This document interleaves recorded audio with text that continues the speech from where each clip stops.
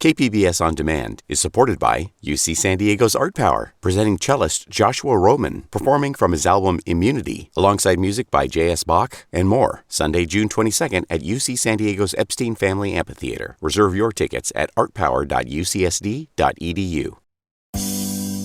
This week on Roundtable, questions surrounding the departure of the warden at Donovan State Prison who was in charge during a deadly COVID outbreak. San Diego County has its sights set on carbon neutrality, and can the food we eat be part of our collective response to climate change? I'm Matt Hoffman, and the KPBS Roundtable starts now.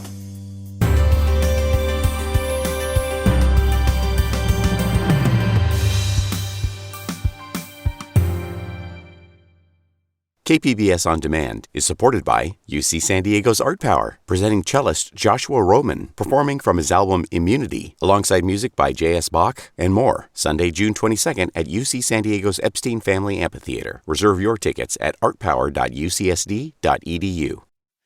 Welcome to our discussion of the week's top stories. I'm Matt Hoffman, and joining me on this remote edition of the KPBS Roundtable are iNewsSource reporter Sofia Mejias-Pasco, KPBS environment reporter Eric Anderson, and Kelly Bone with San Diego Eater.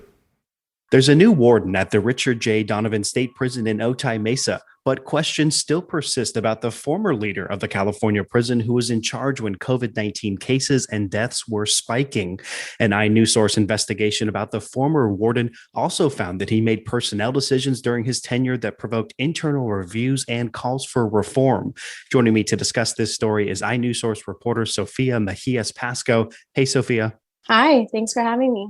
Thanks for being here. Okay, so tell us a little bit about the former warden at Donovan. How and when did he come to lead the prison? So former warden Marcus Pollard had been working for the State Corrections Department for nearly 2.5 decades.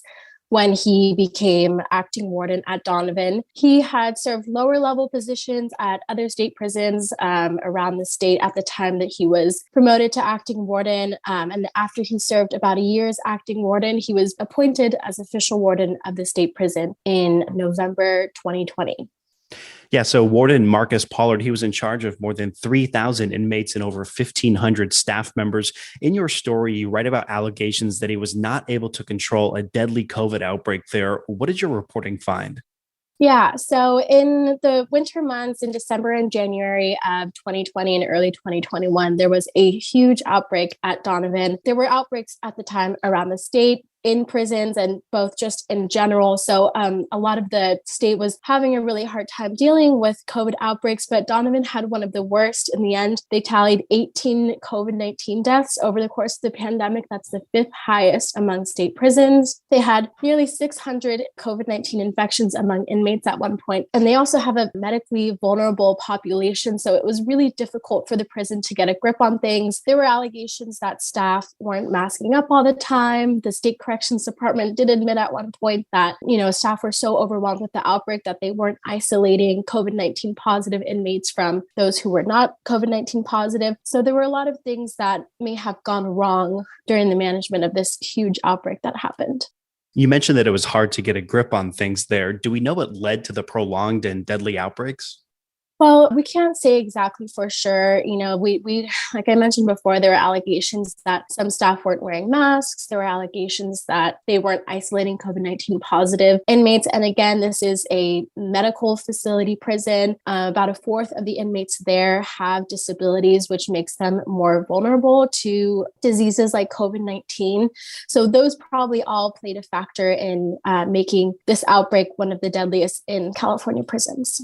There's also been allegations of a lack of communication between Pollard and families of inmates there. You described one case where an inmate's relatives didn't know that their loved one had died of COVID until a month after their death. Were you able to talk with Pollard to have him address some of these allegations? Yeah, so our reporting from earlier this year found that the families of inmates were often left in the dark for up to weeks at a time after their loved ones had passed away. We weren't able to speak with Pollard. He did not respond to our request for comment about this story or previous ones. So, we don't know why that communication didn't happen. The Corrections Department has said that it has informed families when appropriate in a timely manner. But, some of those families had said different. So we really can't say, what happened there. Besides that, we know that some families said that they weren't notified when they should have been. You also write about a disciplinary decision that Pollard reversed right at the beginning of his tenure there. Can you tell us about that situation? Right. So that was just weeks after Pollard had came into the post as acting warden in August 2019. Right before he had been put into that post, a correctional officer had been accused of punching his girlfriend in the face and severing her thumb in a car door during a fight. Pollard, during his term, decided to walk back a previous warden's decision to terminate the officer after there was a disciplinary hearing where the officer made a defense and defended himself against the allegations. The officer was criminally charged, but the district attorney's office eventually dropped the charges against the officer. That's apparently because the girlfriend recanted and said that she no longer remembered how she sustained her injuries. And Pollard and higher level corrections department officials maintained that inconsistencies in the girlfriend's report about what happened ultimately led them to dismiss the disciplinary action against the officer. Now, this was controversial. Why was Pollard's decision criticized publicly by the Office of Inspector General? So the Office of Inspector General found that there was enough evidence to hold disciplinary action against the officer. The standard for disciplinary action is a preponderance of evidence, which essentially means that the department must find it more likely than not that the officer committed the allegations in question. So while the Office of Inspector General found that there was enough evidence to discipline this officer and ultimately dismiss him, Pollard and higher level officials at the department found that there wasn't enough evidence to do so. And that's ultimately because they found inconsistencies in the girlfriend's stories about what happened that night. You write that officer still works at the prison now. And so while Pollard would not speak with you about these findings, he did write a letter of resignation where he noted that leading the facility has been, quote, extremely challenging. He also wrote that he was dedicated to changing the public perception relating to inmates who have sued the facility. What is he referring to there?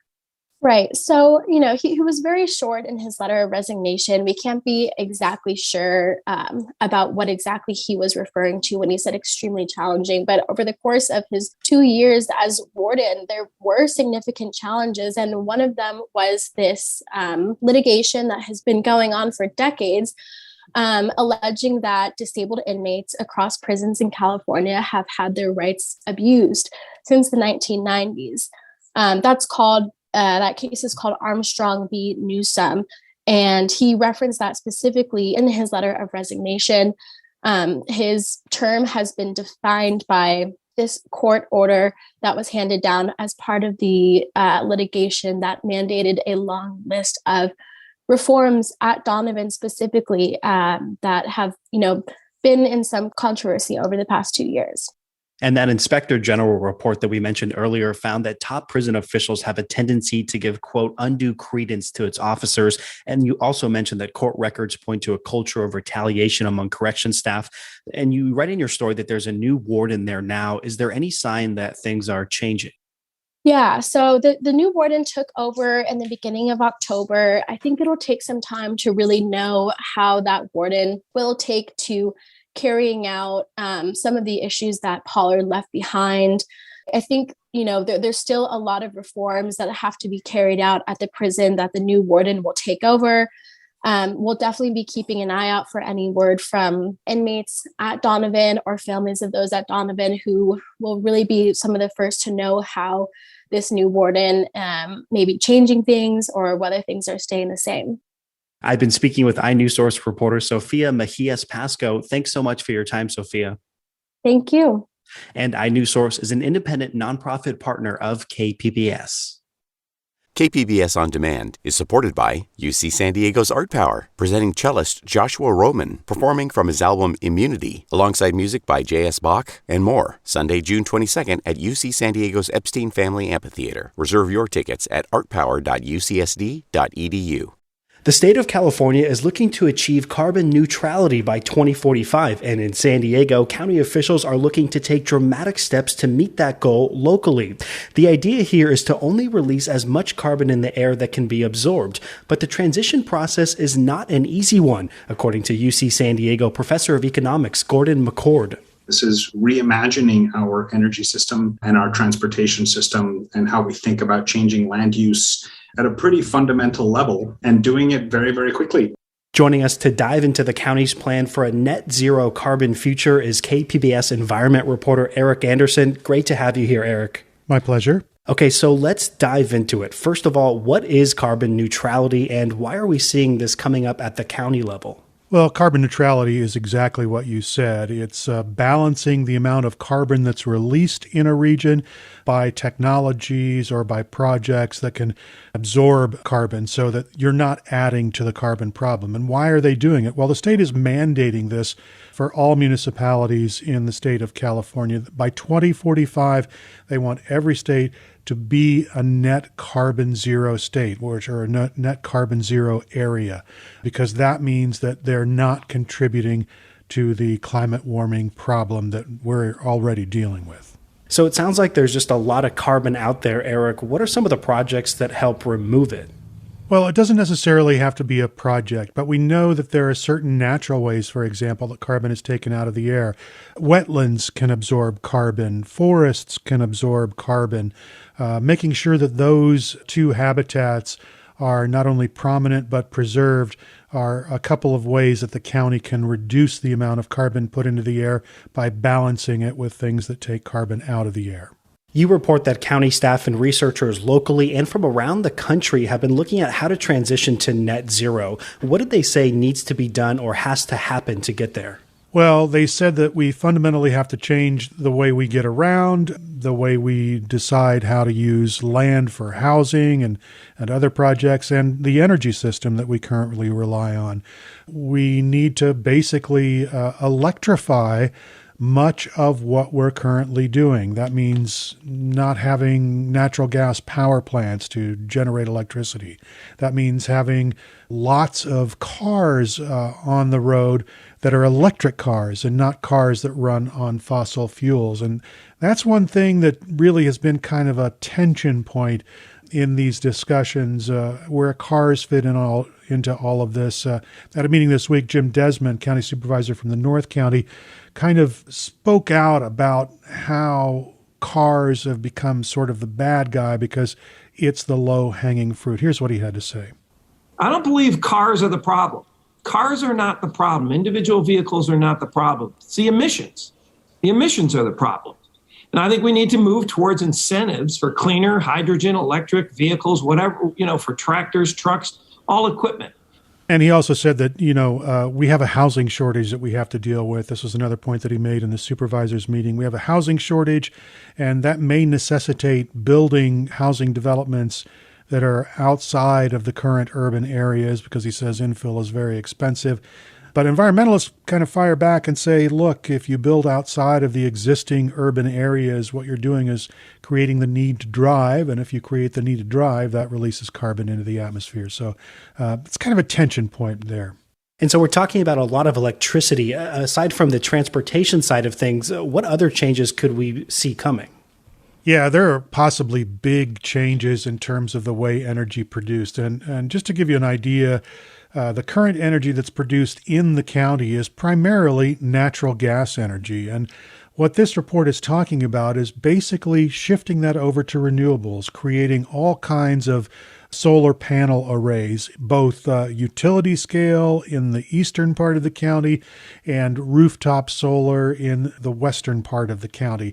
And it talks about also adding wind power where that's practical. And just to give you an idea, the current energy demand for San Diego County is like 17,000 gigahertz of power. And he says there's the capability in the county to build out enough renewable energy to generate 55,000. So the capacity is there, but that also means leaving behind big projects that are currently generating electricity with natural gas. And so you mentioned some solar farms there, some solar panels. Is that the idea of where all this electricity is going to come from? Yeah, the researchers seem pretty convinced that there certainly is the capacity for that. They talked about an interesting concept, by the way, during the meeting. It was what he called no regret steps, right? This plan will call for major changes in a relatively short period of time. And he says some of those changes are things we should be doing anyway, things that are not super intensive monetarily, like rooftop solar. We should be encouraging rooftop solar. We should be trying to do things that encourage people to switch from their gasoline-powered cars to electric cars. Those are no-regret strategies that we can do now that will help us get toward that net zero carbon goal. And even if we don't make it, it will be a good thing for the environment. Jobs are always a hot topic when it comes to decarbonization talk. Were the supervisors briefed on how this could impact the local industry's labor force? Yeah, there were a lot of union members who spoke up, and they were concerned about losing jobs as this transition occurs. Nathan Fletcher said very pointedly, look, we can't focus on changing the environmental issues without protecting the jobs. He said that's a priority. And the fact the county is going to look specifically at that issue, and they expect to report back in March. And Eric, how does this plan, this net zero plan, play into the climate action plan that the county's working on? It kind of works concurrently. The county climate action plan is also a requirement the state has put into place. What they do there will help reach the goals that they're looking for in this decarbonization plan. But strictly speaking, they are two separate planning documents and two separate planning efforts. The draft framework for the net zero plan still needs public input. So if someone is listening to this and wants to get involved here, what should they do? Well, I think they can reach out to the county. It's one of the things that the county has had some public input for. They're looking for more specific public input before they come back to the board again in March. So I think if someone wants to look for a place, I would say go to the county website and look for regional decarbonization, and they should be able to find out where they can get that input in. And I know there's been over a year of work into this, but it still seems like it's in some of the early stages. But generally, Eric, do we know if county planners believe that they can reach this net zero goal by 2045? I'm not sure that they're confident that they can reach that goal by the timeline that has been set. But I think all of the members of the Board of Supervisors recognize that it's imperative that the county start to walk down this road. Climate change is real. We're feeling the effects of climate change now. That will only be exacerbated as we move forward, and so the urgency will ratchet up. One thing about this plan, as opposed to, say, planning efforts by the San Diego County Association of Governments, SANDAG, is that it calls for more drastic action than what SANDAG is calling for in its planning action. So they want to have all electric vehicles on the road by 2050, no more gasoline vehicles driving and emitting carbon. SANDAG's plan only calls for about a third of all of the vehicles to be electrified. So there are some differences here. It's a daunting goal, no question about that. And I think that the county supervisors are willing to work toward that goal, but whether or not they get there by the deadline, I think will play out over the next couple of decades. I've been speaking with KPBS environment reporter Eric Anderson, and thanks so much for your time, Eric. My pleasure. Can the food we eat be part of our collective response to climate change? Some restaurants are starting to include carbon counts next to menu items to let diners know just how much environmental impact went into producing their meal.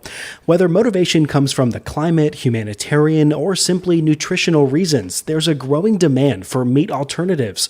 And some of that can be found in a new market serving the vegan community in Hillcrest. Kelly Bone wrote about it for San Diego Eater, and she's here with us now. Hey, Kelly. Hello. So X Market is located on 5th Avenue. It's less than a block from the Hillcrest sign for those who are familiar with the area. What makes this business unique, and why did you write about it? So the concept itself of a vegan convenience store is actually not that unique. We do have another one here in San Diego, which is Mission Square Market over on Mission Gorge.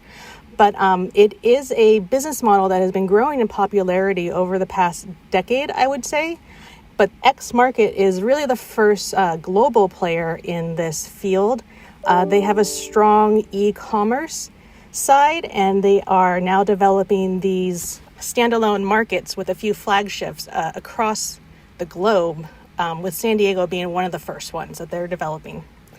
And I would say I wrote about it because there is a really loud interest in vegan food, but there's also a lot of quiet curiosity among readers who are just kind of interested and curious to kind of tap their feet in to the vegan market. So it generates a lot of interest. Yeah, and you mentioned some of that curiosity, and maybe some people listening right now may not know the difference between vegan and vegetarian. What is the difference? So vegetarian is a diet that primarily rejects animal products that are the result of like an animal's death, which is mainly meat, whereas veganism is a ethical lifestyle that strives to cause the least amount of harm to animals. So that is avoiding animal products such as meat and their byproducts such as eggs and leather and fur, and also products that do cause direct harm to animals such as home products and cosmetics that have been tested on animals. And we know that X Market is sort of the flagship brick and mortar for the e-commerce site PlantX. What is PlantX, and why is it described as a vegan version of Amazon, as you wrote in your story? Well, I wrote it that way because PlantX, that is their intention with what they are establishing. They are first an e-commerce site. That is like the core of their business. And they also do aim to have a global presence, much like Amazon. And we know that plant-based eating is nothing new, but there's definitely a modern way of branding and selling those products as something sleek and cutting edge rather than the same old veggie burgers, tofu, and salads. Do you think we're in a new era when it comes to selling and marketing this lifestyle? Well, I think we're in a new era of marketing really across all industries because a lot of what is being sold today is still kind of the same old veggie burger with a few tweaks. I know that a lot of the marketing presents it as this like brand new, wildly inventive product. But a lot of these types of products have been around for a really long time. But we are starting to enter this sort of weird period for people who have been involved in the vegan community for a long time. It's kind of weird that vegan food is starting to become kind of cool. And it has like a really strong popularity now in the younger generations who tend to have a stronger interest in like the environmental stake of the food. And so you mentioned that sort of weird period that we're in right now. We're also seeing fast food and casual fast chains like Burger King, Starbucks, and other major companies dabble in the plant-based options. Even Panda Express just launched a version of its orange chicken with a product made by Beyond Meat. What's your take on these lab-grown synthetic meats? I mean, do you think that it's helpful in creating a sort of entry point for mainstream consumers? Well, first, I would say these are tech meats. Lab-grown meat is still an up-and-coming industry, and there's actually a lot of skepticism right now about whether it's actually a scalable manufacturing model. But the meat analogs really do have a long history, specifically in Asian cultures, and manufacturing specifically in Taiwan has a long head start ahead of the U.S. But there's a deeply rooted nostalgia around food. And it's currently one of the most like pervasive narratives in food media. So it feels really hard to ignore the emotional ties that people have to their comfort foods, many of which include meat. So in the world of the average American, meat is still the center of their meals. And so having these like tech meats, meat analogs, it's an easy mainstream point to make the change. And it makes going more meatless accessible to a lot more people every day. And you mentioned lab-grown meat there. Is there anything that you find problematic with these alternatives, be it how they're produced or otherwise? Well, first I'll say a lot of these products do align with my personal basic ethics to, not directly harm animals. But I am pretty highly skeptical about for-profit tech companies that claim to have the solution to save the world. We usually see that does not play out well for the regular people.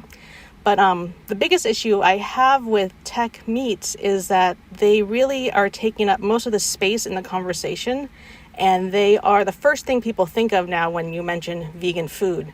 And it's not even that they are the most popular or the better tasting, which is subjective, obviously. But it's that they have the capital to generate their own hype. So you would think that vegans are like chomping away at this food all the time when they're really, really not. So that's one of my main issues with it. But tech meats they're also coming from the same kind of monocropping systems that are still a problem for the environment. So it's not really addressing some of the core issues that we are dealing with. So like these tech meat analogs, while they do have a much smaller carbon footprint than, say, regular animal meats, both of them are going to be beat by local beans and grains and vegetables who have a much, much smaller footprint. Agriculture and the methane produced by livestock used to produce meat products comes up regularly in discussions about climate change. Do you think that the conversation on what we eat as it relates to this problem is getting enough attention? I think it's getting a lot of attention, and it's really been getting attention for decades. The conversation around meat consumption as it relates to the environment was really kicked into the mainstream back when Diet for a Small Planet was written, which is 50 years ago this year. But since then, meat consumption has only risen in the U.S. and the globe, really.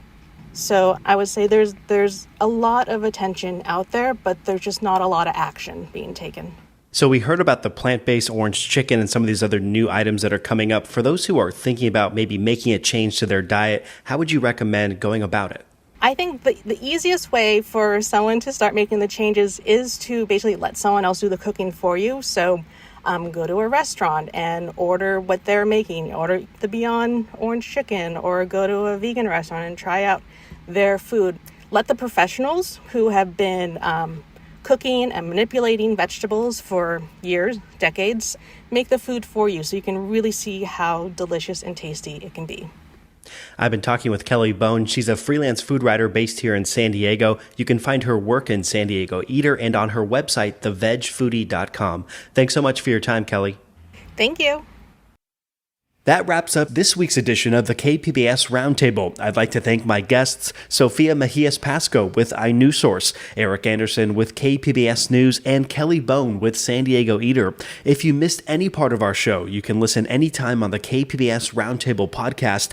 I'm Matt Hoffman. Thanks so much for listening, and join us next week on the Roundtable.